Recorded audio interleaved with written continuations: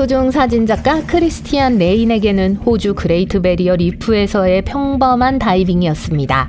그는 수컷 가오리 무리가 암컷 가오리를 쫓는 모습을 촬영하던 중 갑자기 무언가를 발견하고 카메라 스트로브가 고장났는지 확인했죠. 그의 뷰파인더에 분홍색 가오리 한 마리가 들어왔어요.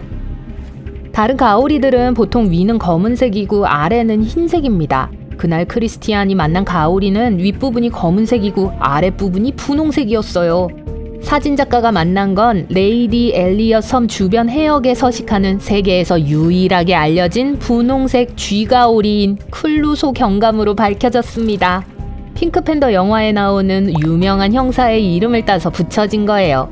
커다란 눈으로 사진작가를 바라보며 차분한 표정을 짓고 있었죠. 크리스티안이 인터뷰에서 말했듯이 방문객을 보고 웃고 있는 것처럼 보였습니다. 그는 30분 동안 클루소 경감의 사진을 5장이나 찍을 수 있었어요. 다이버들은 2015년에 이 독특한 쥐가오리를 처음 발견했고 그 이후로 목격된 횟수는 10번도 채 되지 않았습니다. 처음에 과학자들은 이 특이한 색의 비밀이 쥐가오리의 먹이에 있다고 생각했어요. 피부 샘플을 채취한 결과 멜라닌이 다르게 발현하는 유전자 돌연변이의 결과라는 사실을 알아냈습니다. 많은 물고기가 멜라닌을 가지고 있지만 보통 알비노로 나타납니다. 보통의 바다 생물은 검은색과 흰색의 조합이 이상적인 보호색인데 검은색은 어두운 물과 섞여 위에서 보이지 않고 흰색은 빛과 섞여 보이기 때문이죠. 사진에서 보이는 분홍색으로 색 돌연변이가 발생하면 포식자에게 더 취약해질 수 있습니다. 하지만 자동차 한 대 무게의 농구선수 키의 1.5배에 달하는 쥐가오리는 절대 두려워할 필요가 없어요. 쥐가오리는 태어날 때부터 상당히 크고 처음 몇 년 동안 빠르게 성장하여 스스로를 방어할 수 있습니다. 풍선껌 색깔의 쥐가오리가 인상적이었다면 파란 벌은 어떠세요? 호주에 서식하는 이 독특한 벌은 노란색 대신 청록색 줄무늬가 있어서 마치 날아다니는 사파이어처럼 보여요. 얇은 갈색 날개는 무늬가 새겨진 셀로판지를 겹겹이 쌓은 것처럼 보입니다. 또 다른 특이한 점은 그들의 생활 방식이에요. 파란 띠벌은 독신이에요. 무리를 지어 움직이지 않고 큰 둥지에 살지 않습니다. 땅속의 작은 굴이나 바위 틈새에 사는 걸 좋아해요. 파란 벌은 또한 특별한 수분 방법을 가지고 있습니다. 꽃 위에 앉아서 꽃을 단단히 잡고 온몸을 흔들어 꽃이 빠르고 부드럽게 움직이도록 하죠. 그런 다음 벌은 꽃을 멈추고 꽃 안의 캡슐에서 나오는 모든 꽃가루를 수집해요. 파란 벌은 호주 농업을 위해 일하면서 토마토, 크랜베리, 가지, 블루베리, 키위, 칠리페퍼 등을 수확하는 데 도움을 줍니다. 다음으로 소개할 호주의 독특한 동물은 지구상에서 가장 행복하다고 불리는 동물입니다. 쿼카는 웃음을 멈추지 않고 살아있는 곰인형처럼 생겼습니다. 고양이 크기의 야행성 동물이에요. 쿼카는 친척인 캥거루의 외모를 닮았어요. 또한 주머니가 있고 이 주머니는 6개월 동안 새끼를 위한 집 역할을 하죠.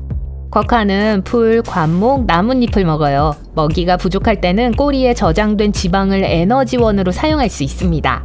주로 서호주 연안의 로트네스트 섬에서 서식하죠. 이곳에는 포식자나 교통량이 없기 때문에 쿼카는 두려워할 것이 없고 기꺼이 인간과 접촉해요. 쿼카를 만지는 것은 법에 어긋나지만 셀카 촬영을 금지한 곳은 없습니다.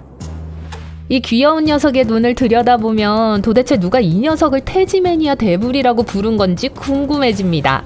19세기 초 태즈메니아에 온 유럽 정착민들은 그리 친근한 존재가 아니었어요. 이 귀염둥이는 무서운 으르렁거림과 고음의 비명, 섬뜩한 비명을 지르며 사람들을 맞이했죠. 빨간 귀와 날카로운 이빨을 가진 하얀 턱을 본 사람들은 더 이상 이 동물의 이름에 대해 고민하지 않았어요. 하지만 자신을 방어하거나 먹이를 먹거나 짝에게 깊은 인상을 남길 필요가 없을 때는 귀여운 모습으로 돌아갑니다. 세계에서 가장 큰 살아있는 육식성 유대류이지만 먹이를 사냥하지 않고 썩은 고기를 먹어요. 주로 밤에 활동하지만 햇볕이 좋은 날 특히 물속에서 물놀이를 즐기기도 하죠. 암컷 떼불은 새끼를 품을 수 있는 주머니가 있으며 최대 4마리가 동시에 들어갈 수 있어요. 다음 주인공인 오리너구리는 매우 독특해서 처음 과학자들이 설명을 들었을 때 거짓말이라고 생각했을 정도예요. 오리너구리는 오리처럼 부리와 물갈퀴가 있는 발, 비버의 꼬리, 수달의 몸과 털을 가지고 있어요. 수컷은 뒷발 뒤꿈치에 독이 있는 날카로운 침을 가지고 있어서 적으로부터 자신을 방어하는 데 사용하죠. 독을 가진 포유류는 매우 희귀해요. 오리너구리는 수중에서 노를 젓고 사냥을 하며 살아갑니다. 오리너구리는 바닥에 있는 먹이 냄새를 막기 위해 최대 2분 동안 물속에 잠수할 수 있어요. 오리너구리는 이빨이 없기 때문에 자갈을 이용해 음식을 씹어요. 육지에서 움직일 때는 우아해 보이지 않지만 필요하다면 달릴 수 있어요. 바늘 두더쥐는 또 다른 독특한 호주 자연 교잡종입니다.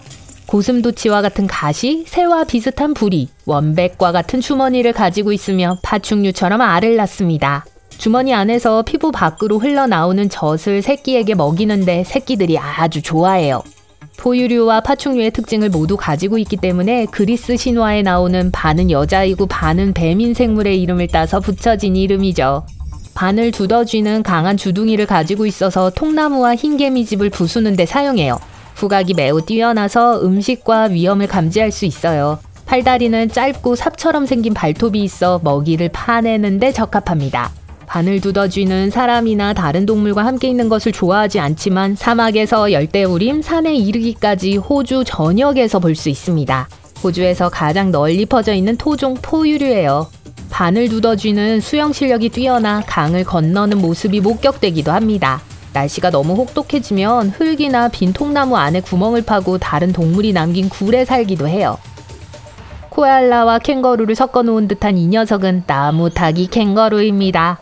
다른 사람들과 어울리는 것을 좋아하지 않아서 퀸즐랜드, 뉴기니 인근 섬의 열대우림에 있는 나무 사이에 숨어 지냅니다. 둥지를 짓지 않고 안전하다고 생각되는 나뭇가지에서 야영을 해요. 나무타기 캥거루는 짧은 뒷다리와 강한 팔, 나뭇가지 사이에서 균형을 잡을 수 있는 긴 꼬리로 이러한 생활 방식에 잘 준비된 상태로 태어나죠.